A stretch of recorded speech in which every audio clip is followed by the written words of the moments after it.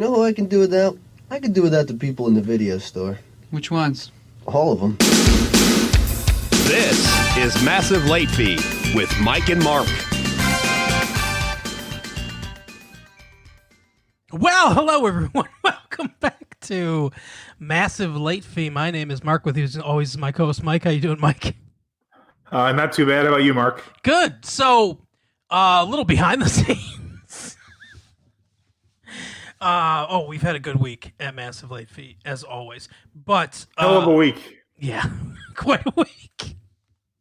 But Mike and I had quite a nice, probably, I'm going to say, about a 20-minute conversation that you were supposed to hear, but you're never going to hear because I forgot to hit record. So we discovered that our kids both like FGTV.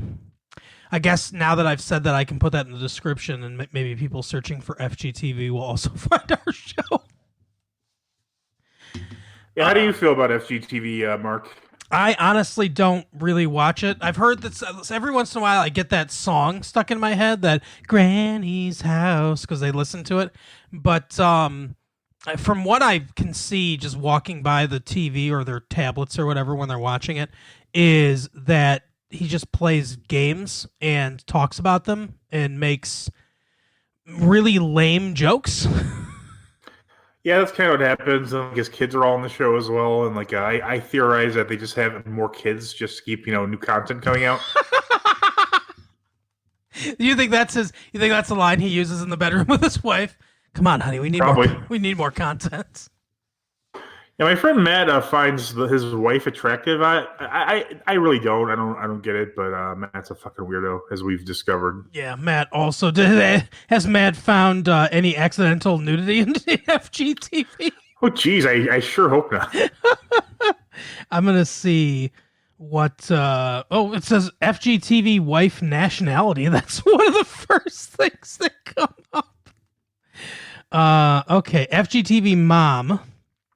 Her name is Samantha, apparently. Yeah, I mean, she looks like someone we went to high school with, basically. She doesn't look anything special. No, I mean, I'm sure she's nice. Yeah, nice person. No offense.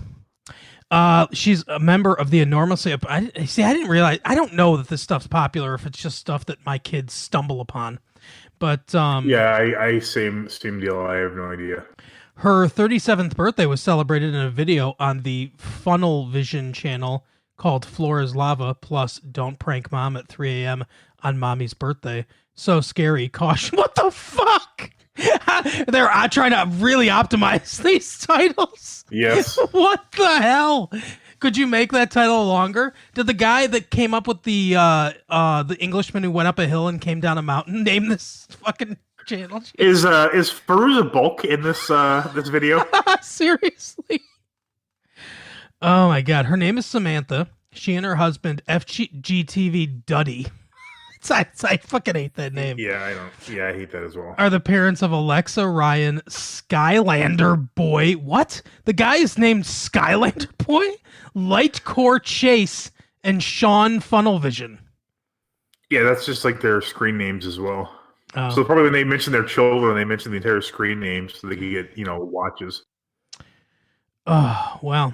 Anyway, this looks like her Tinder picture. I mean, it's really hard to get a very good look at. She's just in cool glasses. Yeah, I don't know. Anyway, but yeah, she doesn't look. You're wrong, Matt. You're wrong, as you are wrong about so many other things. She's okay, we'll say. Yeah, fine. People are wondering what her nationality is, apparently. Yeah, I don't know. I'm sorry, we hate speech to women. Sorry. Oh, apparently she had cancer? Jeez, I didn't know that. That sounds like a wacky video that I'm not seeing out there. Don't prank mom when she's Don't prank mommy while she's doing chemo. Son of a bitch.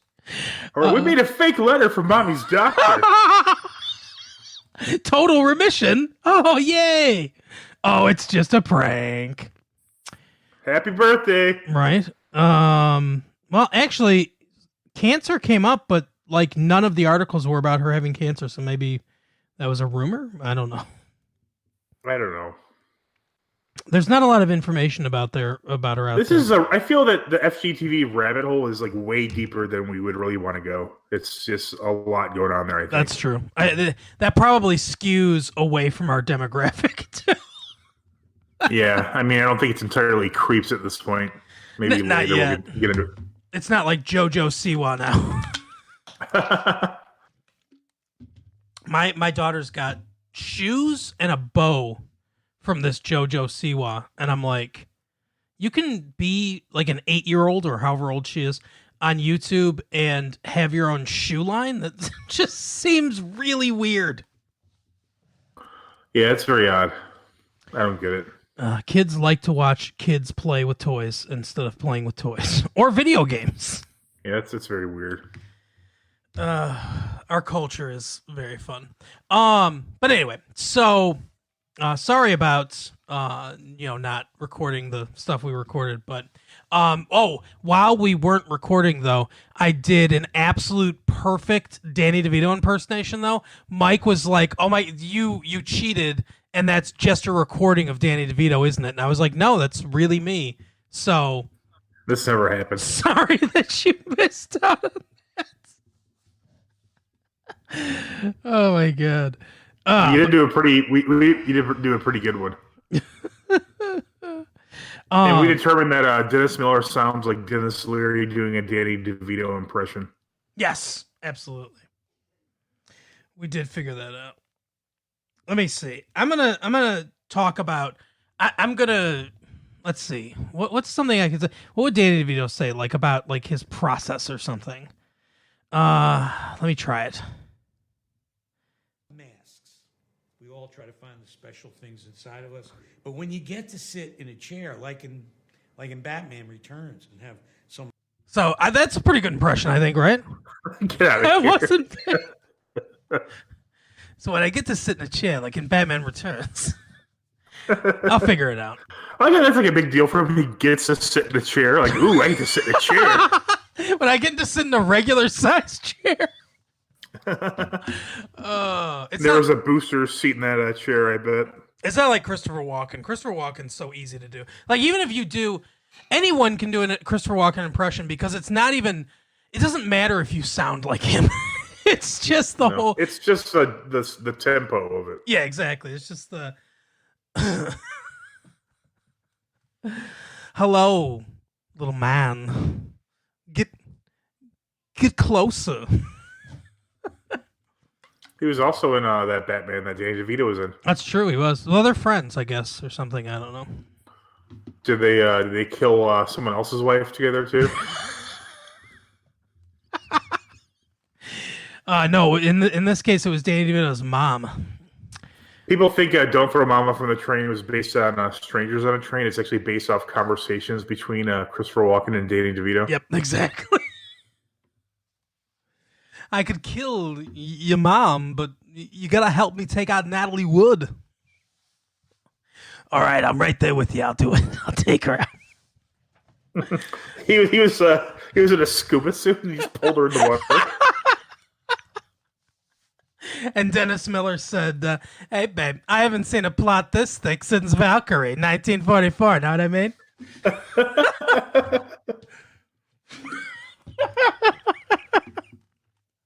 Hey, what year was Gettysburg? 1863. Oh, was it? I thought it was 65 for some reason.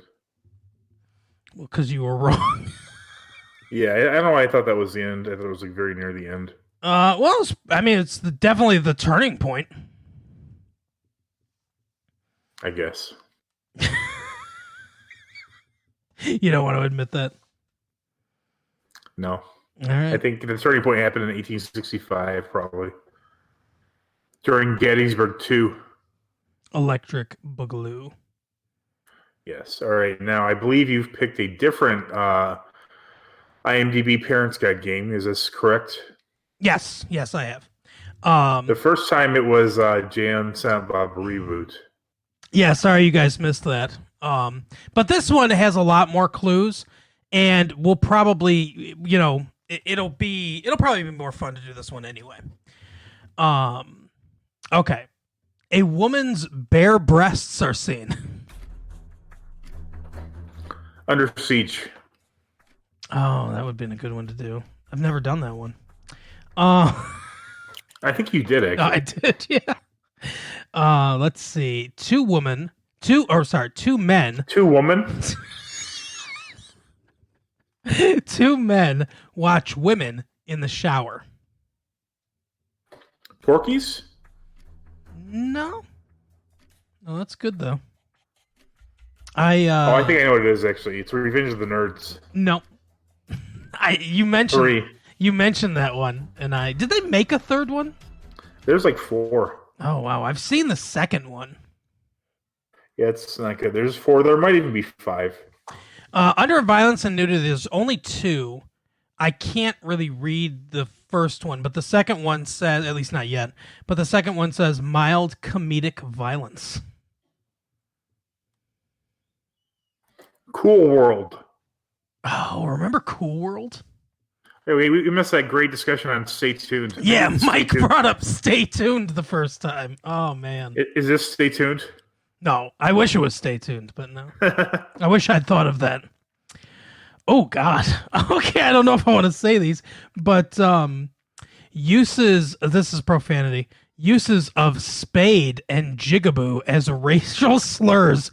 Well, I mean, spade, sure, you could be talking about suits of a card or a shovel, but jigaboo, what the fuck else are you using that for? It's kind of specific. Yeah. The fuck is this movie you're watching? Is it a Quentin Tarantino movie? No, although I would pay all the money in the world to see Quentin Tarantino do a remake of this movie. The Three Stooges remake. No, that'd be great though. I don't understand this profanity, like this, the way this is worded. One misuse of Jesus. Like, what does that mean? I mean, that doesn't necessarily mean like, I mean, that's a judgment then if it's in the Lord's name in vain or whatever you're saying is a misuse. I mean, it's like someone points to somebody and be like, "Hey, Jesus," and it's like, "No, that's not my name. My name's Jesus." Right. One misuse of Jesus. Frequent mild swear words. Quite a few uses of shit. And then near the end of the movie, the F word is heard once. I don't know if this is PG-13 or not. I'm guessing not. Actually, I think there's nudity in it, so no. Oh, and it says it Gremlins? Nope. Oh, it's a fucking gremlin, they say at the end. Get that fucking gremlin out of here. Actually, isn't that a movie where they never say the title of the movie in it? Like, they never refer to them as gremlins because they're Mogwai? Yeah, I think that's true. Oh, well, no. The old guy, he says... Oh, yeah, that's right, yeah. In, like, World War II, there were gremlins on the plane. Dick, what the hell's his name? Dick, Hurton. Oh, my God. If you're from Detroit, maybe you know who Dick Burton is. WOMC. No, it's Dick Peterson. I can't think of his name, but he's Dick Slapper. He was in some James Cameron movies and stuff. Like he's in the Terminator. He's the guy at the gun shop. He's one of the Terminators. He's the one that. Oh says, yeah. I know you're talking about. You can't Just do what that. You see here, Pill. You can't do that. Wrong. Maybe my favorite line of the movie. Oh God, Dick something. Yeah, I know who you're talking about, but yes. Anyway, so nudity, which is what we're left with, because frightening and intense scenes, it says none. A woman opens up her shirt to reveal her covered breasts. No nudity. Thanks a lot. 10 Things I Hate About You. No. A man is seen in bed with two girls. Sex is implied. You better get their consent. That doesn't necessarily mean sex is implied just because they're in bed with you. Is this the movie Madhouse? No. These are all movies we talked about and the stuff that you're never gonna hear. Because we can't even if we want to, we couldn't let you hear it because it doesn't exist. All right, this one might give it to you. A prostitute performs oral sex on a man, implied that he is trying to give a speech. Oh, is this Police Academy? It is Police Academy. I don't know why that movie popped in my head, but I was like, oh, we've never done that, and I'll bet you there's a ton of shit in Police Academy. I think we did, actually, because I remember referring to the Blue Oyster in one of my clues. Was that like Police Academy 4 or something like that? Because the Blue Oyster wasn't the in first here. one. Oh, all right. Oh, I don't know. I thought I referred to it. That's weird. Ba-da-ba-bum, bum, bum, bum. Oh, wait, no, that's Coach. Oh. How does that... Right. Dun, dun, dun, dun, dun, dun, dun, dun. That's what it is. Dun, dun, dun, dun, dun. Yeah. I think John Williams wrote that thing for that fucking movie. Oh, my God. I'm going to look it up. Who did that? Police Academy score. Can you imagine, like, just being like, hey, Robert Folk is his name. We got Steve Gutenberg locked down for this, okay? We need a good score. Robert Folk. What else did he ever do? Police Academy 2. Well, you are not far off. He also did the score for Bachelor Party. I remember that great score from Bachelor Party. The iconic score from Bachelor Party. They played that one song on the radio the other day. I forget what it's called. Can't Buy Me Love. Police Academy 3 and 4 and 5 and 6. Something called Honeymoon Academy, which it just says next to it video, so I guess it never came out. Kim Cattrall's in it, though. And Robert Hayes. Remember Robert Hayes from Airplane? Sort of. Was this dude married to Kim Cattrall or something like that? Why? No, he's still alive, 71. Thank God. Stay inside, sir. Don't get COVID-19. But seriously, he did the score for Tremors, but he's uncredited. Oh my God. What the fuck are you doing with your life, sir? Oh wait, are these acting credits? It says he's a composer, but he also has television work. He did 2 episodes of Knots Landing, an episode of Heart to Heart, Walt Disney's Wonderful World of Color. Yeah, we know how they felt about colors. Wow. His latest thing was National Lampoon's Thanksgiving Family Reunion in 2003, which I didn't even know existed. Congrats. He also did Van Wilder, but not the original Van Wilder. That was too plum of a job. He did Van Wilder, The Rise of Taj, which I believe wasn't Taj. Kal Penn. Yeah, Kal Penn. Yeah. Well, good for him. So, Robert... I didn't really like Van Wilder that much. How did you like Van Wilder? No, I didn't. And I like Ryan Reynolds in general, or at least I did. Sometimes he gets to be too much. But I wasn't a huge fan of... It was just too much. It was too much of him. It was Ryan Reynolds on overload. That was just like at the tail end of like a bunch of like those kind of like raunchy like teen comedies. It's like, oh, now we're in college. It's like, yeah, I don't really care anymore. Yep. It's like, yeah, we all saw American Pie. That's great. And look, there's Tara Reid from American Pie. Mm-hmm. And then Kal Penn's in a movie with the guy who was in American Pie. Oh, is he? Which one? John Cho is the MILF guy. Oh, yeah, that's right. That's actually how they advertised Harold and Kumar. It was like the guy from Van Wilder, the MILF guy, or the guy from American Pie. And they team up with the guy from Doogie Howser, MD. Yeah, basically. That was a Yeah. really fun surprise in that movie. I mean, obviously everybody's aware of it now, but I don't even think it was like in the previews or anything. Yeah, no, I agree. I didn't have much expectations going into that movie, but No, and it was very fun. I saw it recently with my wife. It's very funny. So yeah, it is. It's a very funny movie, and what's his name? Neil Patrick Harris is amazing in it. He's hilarious in it. yeah, he's funny in every one of them he's seen. I've just looked up on YouTube those scenes because the movie's like I saw the Guantanamo Bay one, not very good. There's like a Christmas one. I've only seen part of that. It was like on FX or something. It wasn't very good. Mm-hmm. But the Neil Patrick Harris scenes in them are so hilarious. Like he's so very funny. Yeah, he's a treasure, Neil Patrick Harris. We love you, Neil. Come on the show. We'll interview you. Yeah, that was very creepy. It'll be over the Hey, phone, so- though. Yeah. Something occurred to me. Actually, I could probably still use my one because you didn't. Oh no, you guessed it right away. Billy Madison. I didn't realize that Larry Hankin was Carl in that. Yes, he was. And I'd like to point out, fuck, we lost that too. I got it on the first clue. Best I've ever done at the IMDb game.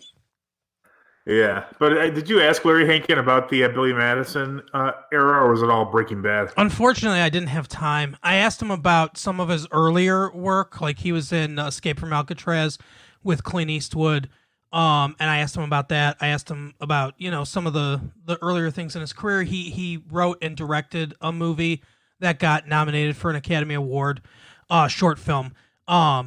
And I asked him about that, and then we went into a little bit of Breaking Bad. I wanted to get into the Billy Madison and stuff like that, but I asked him more about the John Hughes, because he was in a series of John Hughes films too, and I kind of asked him about that. And I could have gone. I mean, I could interview him again. I still have his phone number, but he was a fascinating person to talk to. Actually, I should see if he wants to come on again because, especially with the El Camino thing, which is obviously what he was talking about, by the way, when he was like, I'm in a movie, but I can't talk about it. Sure, yeah. But now with the new setup we have, I could call him and we could both talk to him together. We could all be on at the same time. We could ask solely about Billy Madison. Yeah, just talk about Billy Madison, that movie. Yeah, he's a really nice guy though. Yeah. So do the clue, and I'll just say Billy. We'll just recreate it.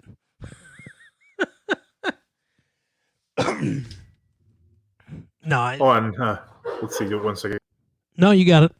We got time. We got all the time in the world. Everyone's just sitting at home, and they're asking us to do. I didn't pull up any letters. I'll read some more letters next week, everybody.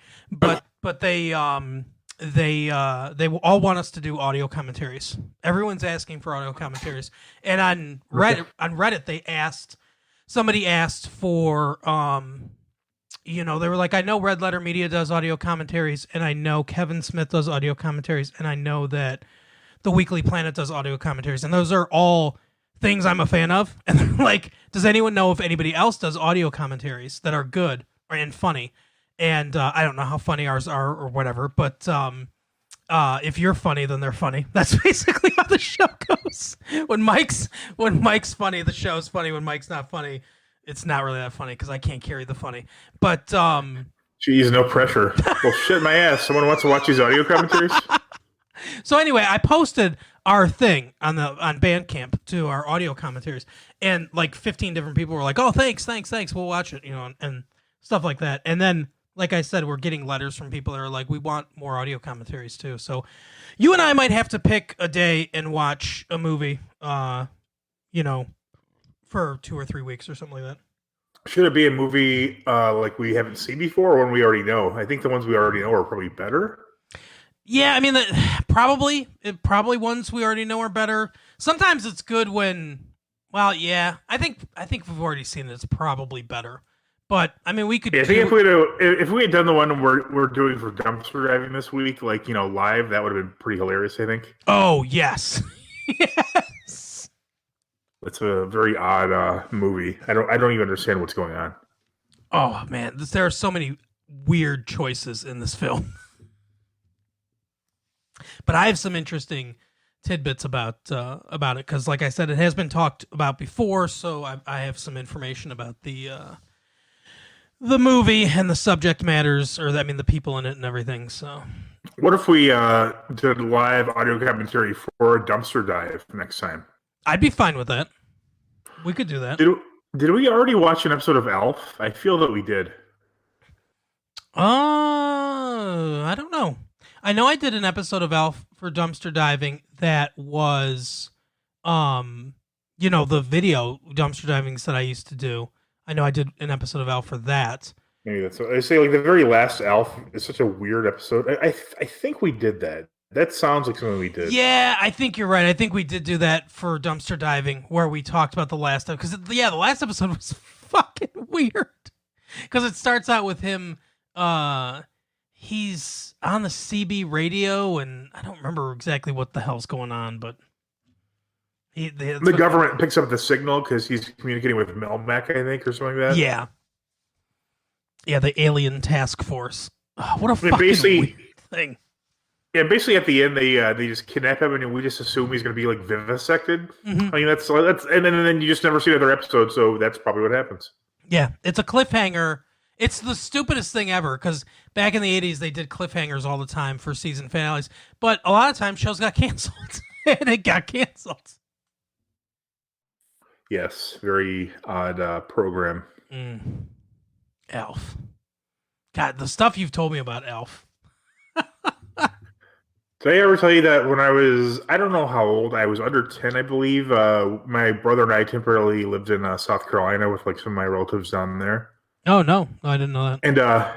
And for some reason I developed an elf impression and like I had like a mask and stuff. And then for some reason on like our in our church, like a musical or whatever. I don't know if it was a musical or like a play or whatever. They just shoehorned Elf into it, and so I had to be Elf in this church play or musical or whatever. But then at one point I was in another sketch and I was like, how do I transition out of here? And someone pulled me off stage and I did my Ernest impression. And then I went back to Elf. Oh my God, that's awesome. What I love about this is that your Elf impression was so good. The church was like, we got to get this fucking kid on stage. How are we going to do this? We're going to sell so many tickets. I wonder if it was on the posters like, come see Elf. The Birth of Christ featuring Elf. But in that, they refer to it as angelic life form. Because that reminds me another thing when I was younger, they had Halloween at the church, but you couldn't have a scary costume. Okay. It's like, if you're a ghost, write holy on it, so you're the Holy Ghost. There you go. What the fuck is this the lamest Halloween ever? If you're a zombie, write, hey, it's the dead rising at the rapture. It's like, hey, you see at Halloween, and I'll see at Christmas. Right. I'm okay with that deal. Exactly. Leave Halloween alone. That's not a Christian holiday. With Easter coming up, my family and I were talking about, the old Jim Gaffigan joke where he's like, what are we going to do to celebrate the birth of Jesus? How about we hide eggs? I don't know exactly what that has to do with Jesus. Don't worry, there's a bunny. Yeah, what I don't get is Jesus was obviously Jewish, so you eat ham on the day to celebrate him coming back. Isn't that kind of a fuck you? Yeah, exactly. But it's now this is just a theory I have. I don't know if this is true or not, but we were talking about it, and I was like, well, there are a lot of Christian holidays that have traditions that date back to, pagan rituals, Saturnalia, stuff like that. And I said, I think, or at least my guess is, that when Christianity was new, hot on the scene, young Christianity, obviously there weren't a ton of them all around the world like there are now. And maybe they were thinking, well, we want this tradition to spread and we want more people to be Christian. So let's take whatever the most popular holiday celebration there is right now, like Saturnalia, and we'll intermingle our beliefs in with it and try to get those traditions to catch on too. And that's just my theory that they did. Then all the followers were like, hey, we already went through all this shit. I'm going to eat fucking ham now, okay? I went through all that ham.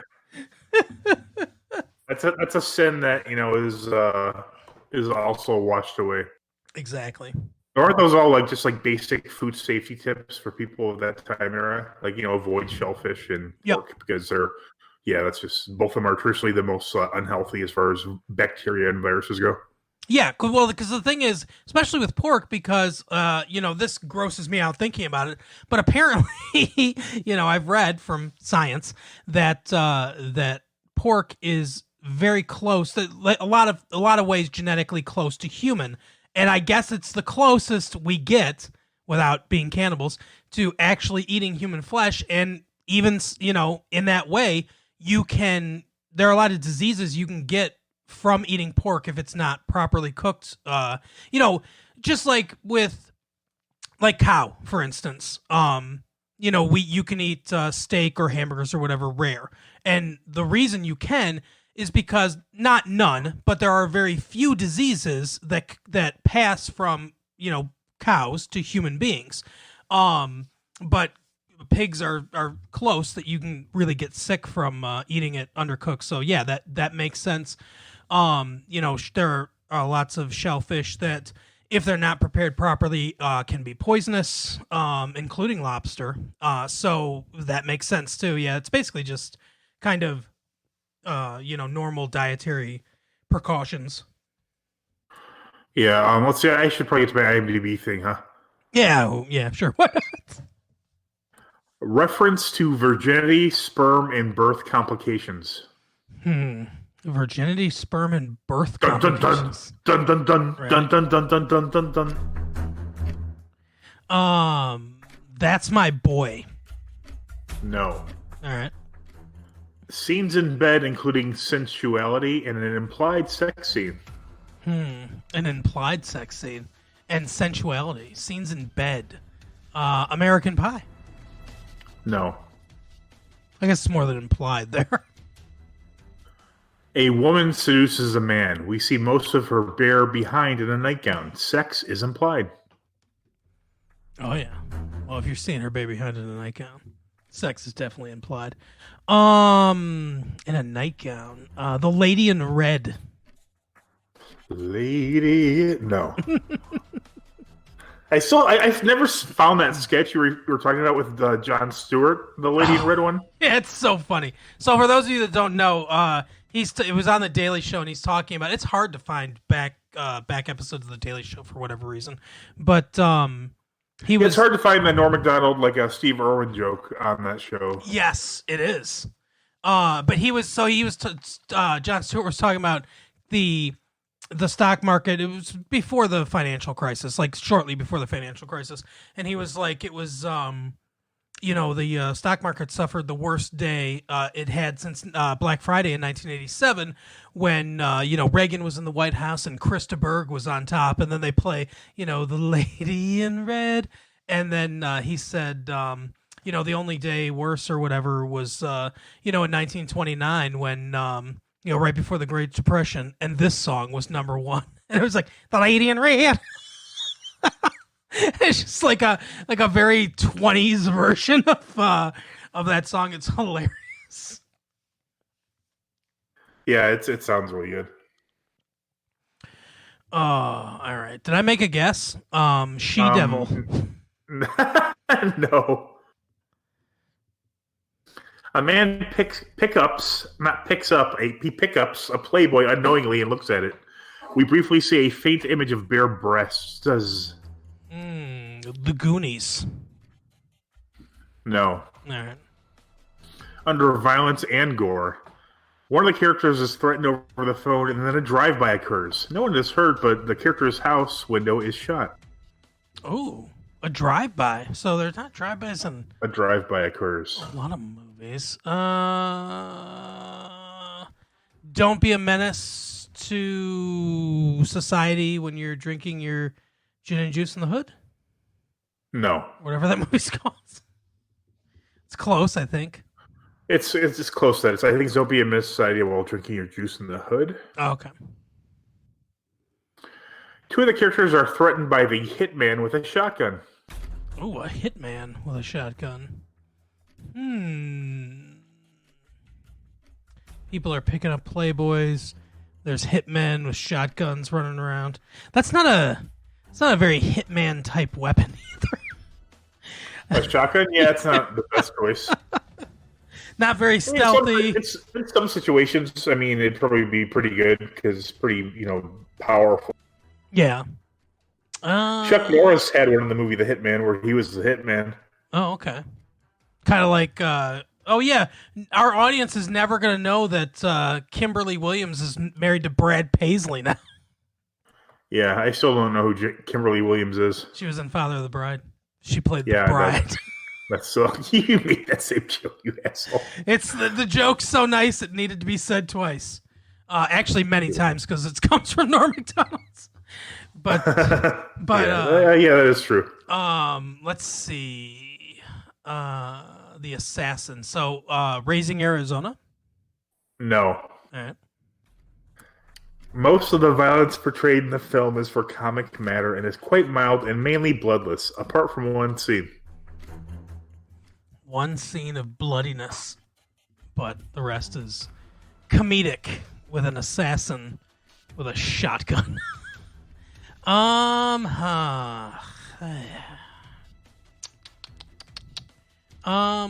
Bachelor Party. No, just a soundtrack. Okay.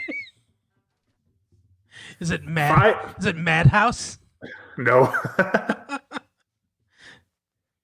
All right, here's 3 sentences, so you got to listen to all these. Okay. They're 3 different separate parts, but I think it makes sense in context. Okay. A hitman shoots 2 clients off screen. The same hitman shoots 2 men in the legs and then threatens a 3rd guy. 5 men attack 2 of the characters whilst in New Mexico. One of the characters, however, is able to knock out 4 of them, and the other character knocks out the 5th. In New Mexico. New Mexico. Interesting. So it's not... When you first started talking, I was thinking it was one thing, but New Mexico makes it not that. Well, it can't be El Camino because there's no, sex scene in that. Jesse Pinkman doesn't get any in that that movie. New Mexico. What else takes place in New Mexico? And people are shooting fucking people all over the place, but it's mostly comedic. Huh. Observe and Report. No, that's a weird movie though. I've never seen it, but I've heard it's very odd. I've heard Not it's bad, better but than you would think. That's what I've heard. Yeah, it is, but it's very strange. One of the characters punches a man several times, then throws him into an elevator where the impact causes the wall. Huh. Is this one of the Marvel movies? No. Let's see. New Mexico. We're punching people, throwing them into elevators. And it's mostly comedic. Is it? No, it can't be that.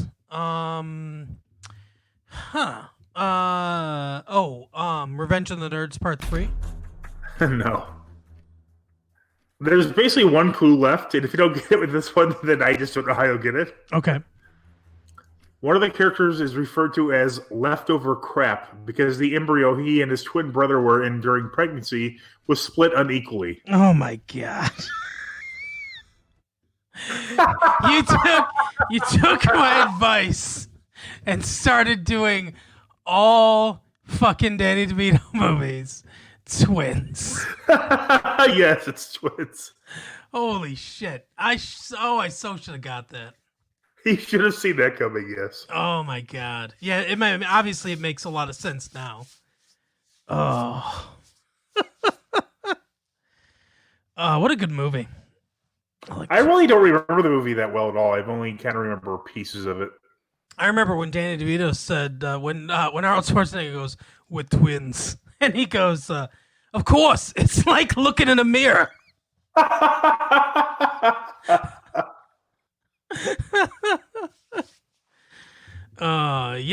Kids out there, if you want to try to do an impression, you just got to go for it. I mean, it might not be good. It might take a long time. You might do 100 episodes of a podcast before you finally get it. But eventually, if your voice is close enough to the person that you're trying to impersonate, you'll eventually get it. Just go for it. What do you think your worst impression is? Matt Damon, probably. I remember the first time I ever tried this one impression. It was a Jerry Seinfeld impression. We were playing basketball over at Ben's house, and it was just like, and I knew little to nothing about Seinfeld. It was like the worst impression ever. Ben. No, I think I was like, "What's the deal? What are we doing?" You know what does a really great Jerry Seinfeld impersonation is Gilbert Gottfried. Yes, and in Clerks. Yep. I guess he actually used to do that, like when they were both comedians, when they were both starting out, and just like to annoy him. Yeah. What's the deal with? I don't know. George.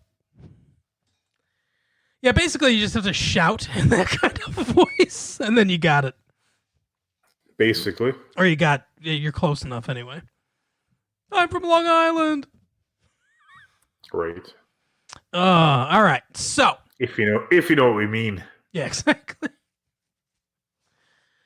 Okay. Main topic today. We are talking about comedy. Speaking of stand-up comedians, we're talking about some two not great stand-up specials. I want to make sure that I watched the right ones, Mike, because I wasn't sure, but they both said 2020, and I'm like, how often could they be putting out these comedy sketches? It's got to be the right ones, but sure. Tom Segura or whatever his name is. Segura. Yeah, his is Ball Hog. Yep. And Hey Big Boy or whatever the hell it was called. Yeah, I think that's what it's called. Bert Kreischer. Bert Kreischer. Bert Kirshner, as I call him. I don't know why, but his name should be Bert Kirshner. That makes more sense. Bert Kirshner here. Bert. Well, that's funny because supposedly he was the person that Van Wilder was based off of. The movie Van Wilder is based off Bert Kreischer. Yeah, he was like named the #1 partier like in the country at Florida State.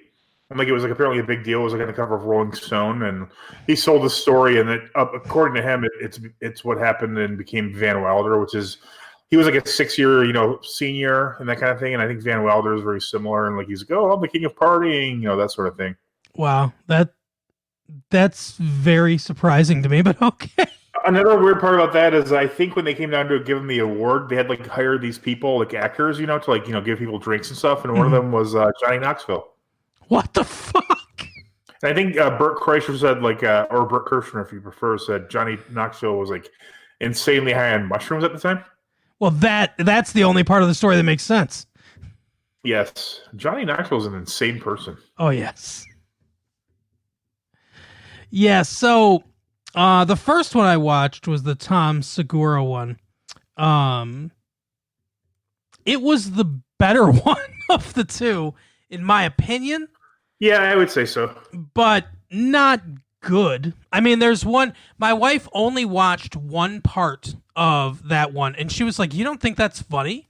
That's like, she's like, "He's very funny." But the only part that she watched was the part where he was talking about going into the bank and the guy, like the weird guy that he talked to going in the bank, which was, I think, at least in my opinion, probably the best part of the special.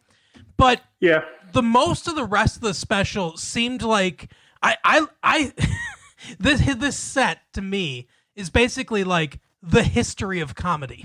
That's what I'm calling this set, because it's like, hey, guess what? Your mom's had sex. Oh, never heard that joke before. Never heard that premise before. And it's like, what else did he do? He did like, I don't know. I think he did a couple like N-word jokes and stuff like that. And it's like, I believe he taught.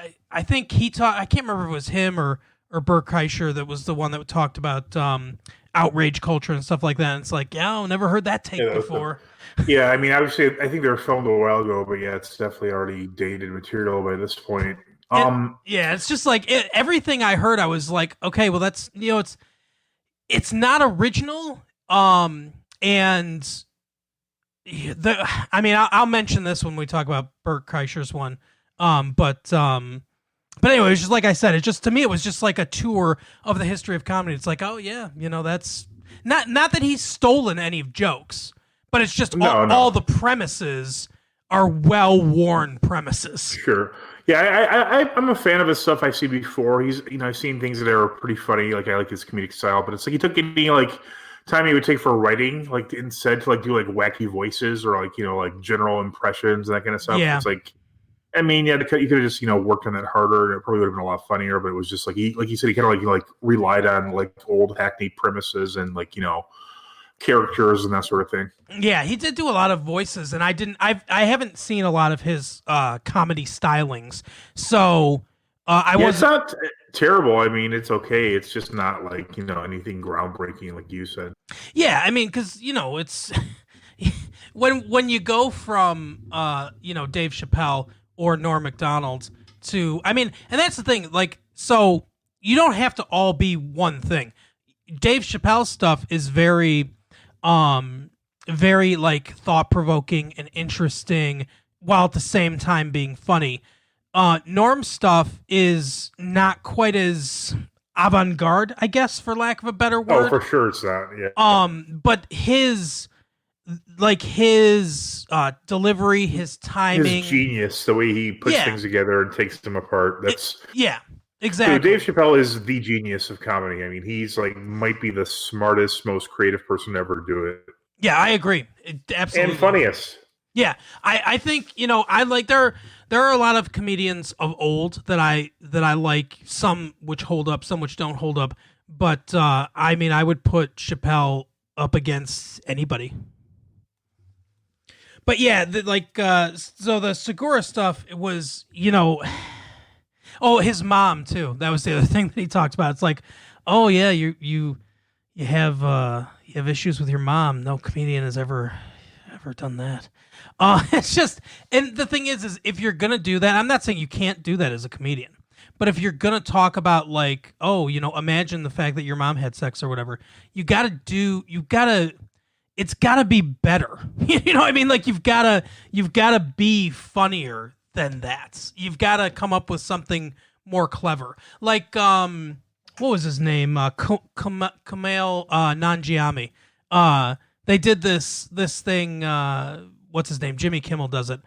Called Mean Tweets, Celebrity Mean Tweets, and it's where he brings celebrities on to read things that people have tweeted, like regular people have tweeted about him that are mean. And this, I don't know if he just came up with this on the spot or if it came off the top of his head, but it's hilarious. Somebody said to him, Kumail Nanjiani, he's half this or half that or whatever. What color do you think his penis is? And he just looks right at the camera and he goes, every shade of your mom's lipstick. But and he goes, and butthole. Yeah, exactly.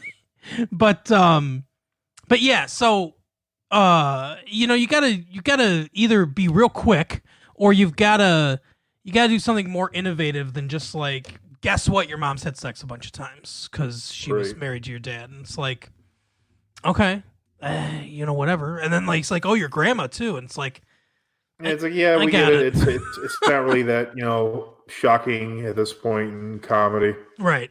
The one thing that he said, like I said, the part where he's talking about going into the bank and the guy that's talking to him, that was pretty funny. I mean, that was definitely the highlight of the special, because it was something that I hadn't really heard before. Oh, the other thing too is talking about Louisiana and Cajuns and stuff like that. He's like, I don't say the R word anymore. I say Cajun. And he's talking about some joke he made about Louisiana and another special and everything, and then he starts making fun of Arkansas, and it's like, yeah, I mean, yeah, I get it. I was while he was doing that, I was thinking you got any Florida jokes or hitting these things at the height of their phenomena.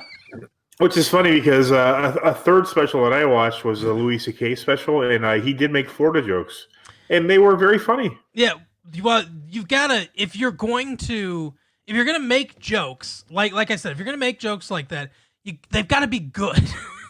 Like you can go over any well-worn territory. You can do anything like that if you're good enough to do it. If it's good enough to be funny. Yeah, it's even like more challenging in some ways, to like talk about airline food and for sure. It's funny how all those like the stereotypical jokes, just like things that only a stand-up comedian would encounter, like traveling on airplanes all the time and that kind of stuff, or like different hotel rooms. Yeah, like they're telling jokes about stage lights. Don't you hate rental cars? But that's one of Norm's geniuses, is that Norm can take the oldest premise in the world, but the journey with Norm is the best part. And like he can take a punchline like, I'd like to think I'm feeding a youthful porpoise and fucking kill it. You know what I mean? Like that's that's part of, and just part of, but that's part of Norm Macdonald's genius. And like you said, in a lot of ways, that's more difficult. But you can't just. I felt, and I don't want to say anything, but I'm I don't know the guy or anything like that. I'm not saying that this is what it was, but it felt a little phoned in. Yeah, it definitely felt phoned in. But that's what I thought of his, and then we get to Van Wilder himself, apparently, which just blows my mind. But Bert Kreischer, or Kreischer, whatever his name is. Kirshner. Bert Kirshner. Bert Kreischer. Kirstie Alley. Wait. What was the one? Kim Basinger. What? Yeah, that's the old joke. Basinger was the one that was hard to say back in the 80s. But anyway, he started. What is the joke? I don't know. You know what it is? Like a doctor comes up to somebody and goes, "I'm not sure exactly how to say this." Kim Basinger.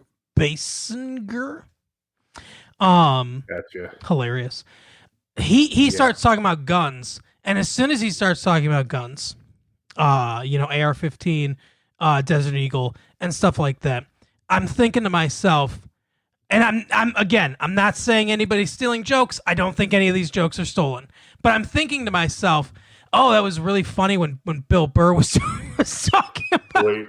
I mean, like, I couldn't help but compare the two, and I'm like, it's not that funny what you're saying.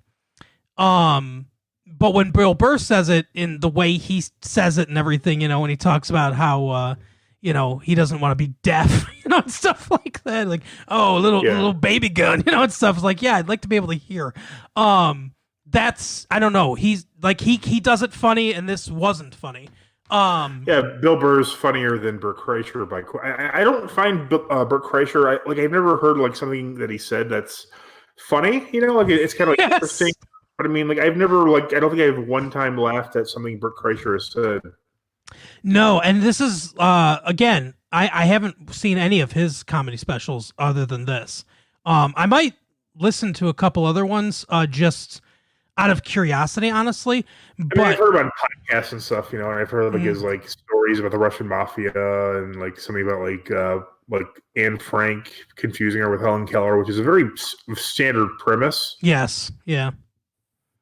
Which actually, I think someone will actually figure out what it was. What it was Melissa Gilbert played both of them around the same time period, so a lot of people confused the two of them because of that of a certain age. Yeah, that doesn't surprise me at all. But yeah, like you said, I listened to, like I said, the Tom Segura one was funnier because there was some funny moments in it. I watched this whole thing and I was like, several times I checked it and I was like, is it over? It's only an hour. I feel like I've been here forever. He said two things that I responded to emotionally, and they were both about his daughters, and they were both about his daughters having their period. And it was like, one of the things about where he was like, I don't know, he's talking about his thing his daughter having her period, and like she didn't want him to touch her or something like that, you know. And I was like, yeah, you know, I get that, like, you know, because I have a daughter that has gone through menstruation. I guess I've outed you, Ava. But anyway, and then the other daughter's like, you know, oh, I'm never gonna do that. I'm always gonna be your little buddy, you know. And it was more like, oh, that's sweet, you know. Like, it wasn't funny at all, but it was just like, oh, that's a sweet like thing that your daughter said, and a nice kind of like intimate peek at your life or whatever. But nothing you say is funny. Yeah, apparently, like after the credits or during them, there were like pictures of like his like daughter's period cake and that kind of stuff. But I didn't even stay around to see that. Like I just like jettisoned from it as soon as it was done. It was Yeah. I don't remember many of the jokes or any of them. Probably it was okay. It wasn't really great. The third one, which kind of like was a surprise, came out yesterday, Saturday, because we're recording this on Sunday this week. Was the Louis C.K. released a new special. I don't know where he recorded it. Maybe the Beacon Theater or something like that. It looked like he had a pretty big crowd, but it wasn't like it was obviously after his scandal. Maybe it was recorded last year or early this year. Right. Yeah. Certainly before all the quarantine stuff. Oh yeah, for sure. Because I don't think you're allowed to break quarantine to go to a Louis C.K. concert. Apparently, that's not essential. Yeah, but he looks weird to me. Just he looks like he's aged quite a bit in the past couple of years. You know, when he was away, and he does address it directly a little bit at the beginning. At the end, he does address it again. And I mentioned it after. He basically just says like that's like his thing. Like that's like his fetish. You know, that's what he's into. I mean, the jokes are clever throughout it. Some of them are very like hilarious, laugh out loud funny. My wife and I were in tears in a couple times just because of how he's a master comedian. You know, even if he were phoning it in, it would still be funnier than the Tom Segura or especially the Bert Kreischer special. He's very funny in this. I don't know. I'm very curious to see what will happen. Will he ever be like? Because a lot of people who like Louis C.K. to begin with still like him. I mean, they don't consider. I mean, it's a really fucked up situation, obviously, but.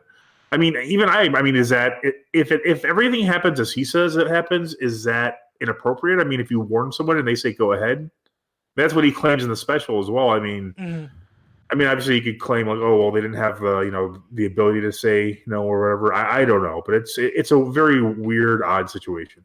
Yeah, I think. I mean, in my opinion, what he did is not criminal.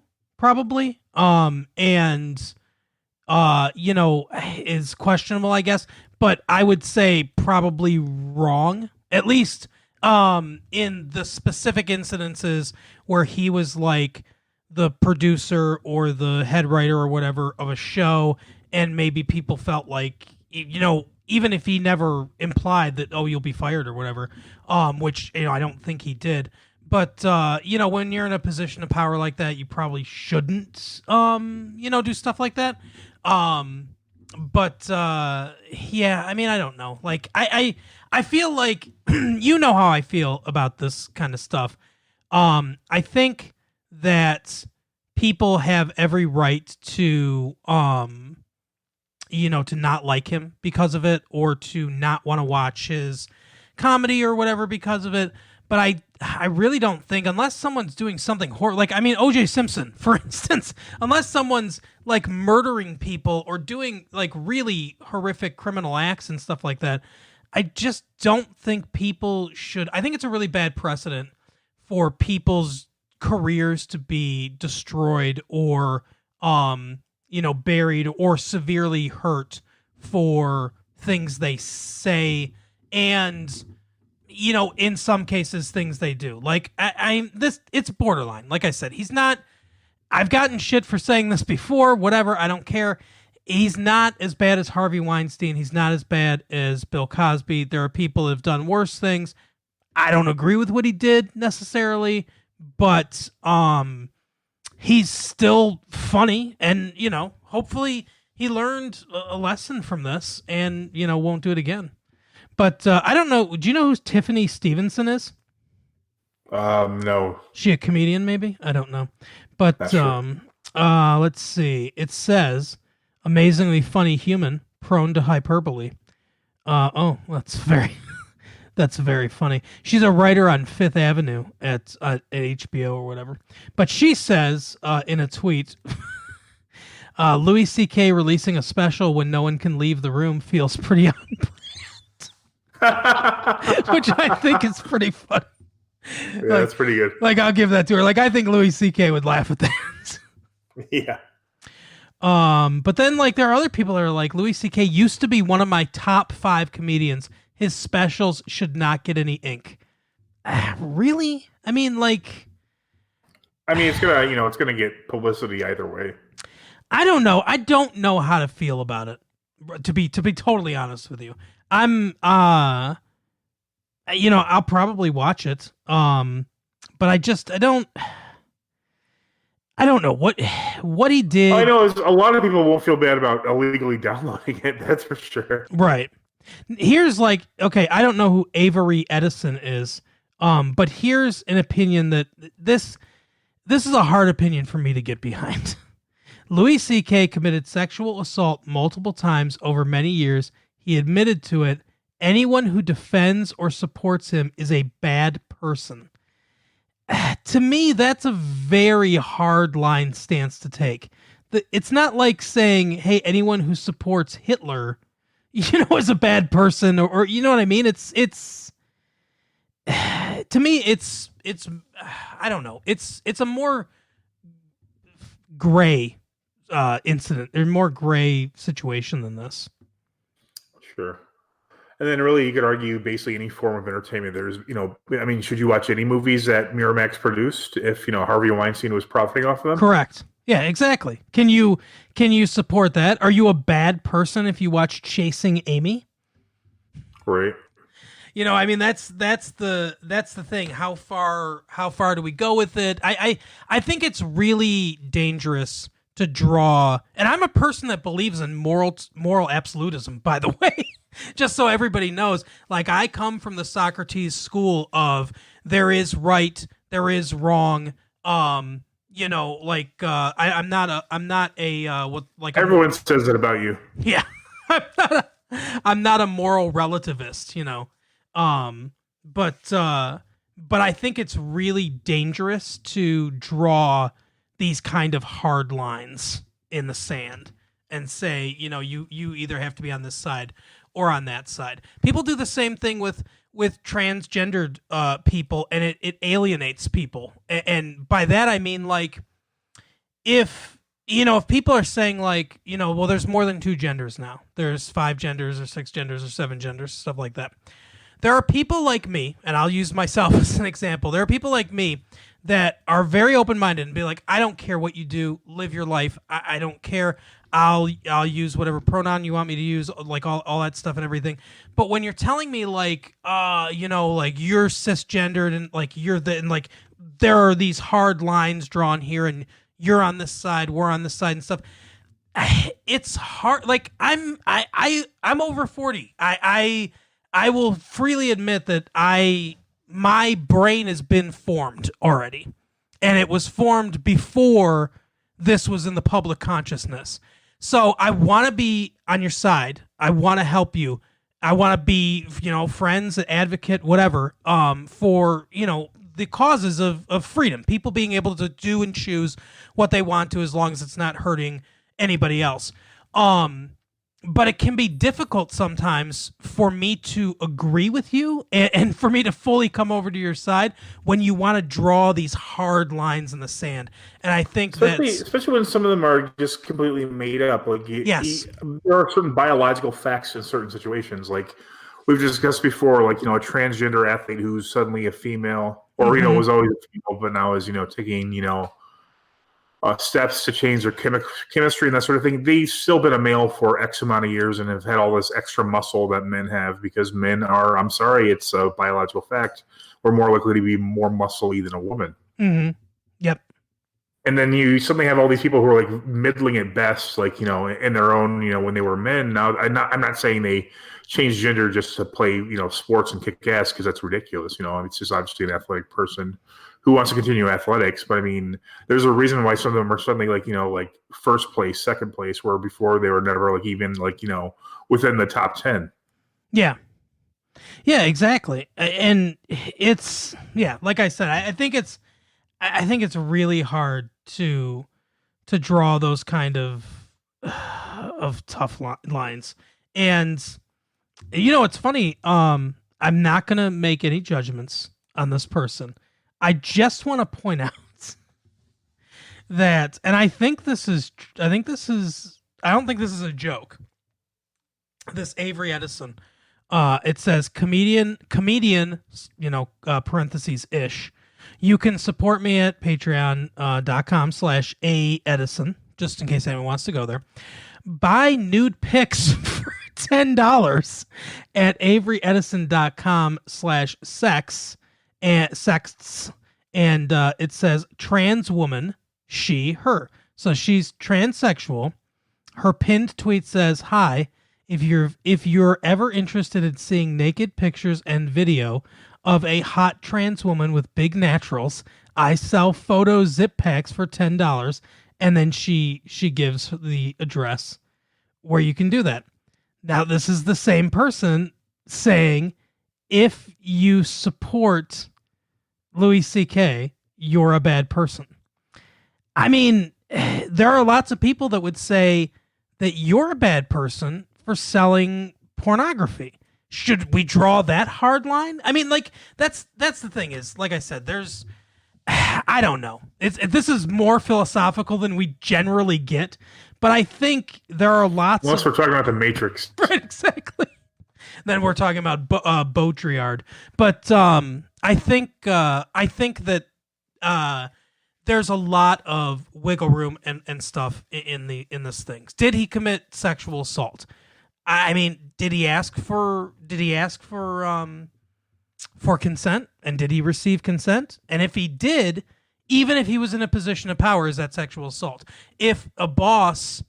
It is, I thought they were joking an excuse. I mean, that's a good question. I mean, yeah. There's clearly not a meeting of the minds, which would imply that it is a sexual assault. Right. And I mean, that's the, if a boss dates a subordinate and gets consent, but they have sex, is that sexual assault? Because, maybe she thinks that she has to, even though she consented, and maybe they dated. I mean, there are gray areas, and that's just the way that the world is now, because, everyone kind of knows everybody else's business, and people are doing, all kinds of stuff and everything. But, yeah, I mean, I don't know. All I know is that I'm going to be spending $10 to see Avery Edison's picture. No, I probably won't, but maybe not. She does. If she's transgendered, I'll tell you what. She is very attractive.